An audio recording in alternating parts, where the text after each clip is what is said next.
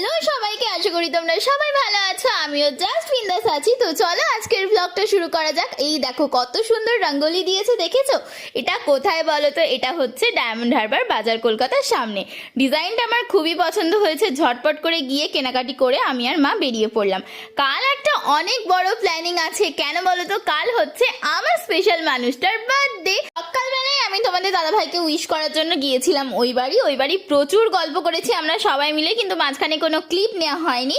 বিকেলবেলা আমি আর ভাই মোটামুটি 3টের দিকে দুজন মিলে বেরিয়ে পড়েছি। নদীর পাড় ধরে যাচ্ছি বাজার করতে।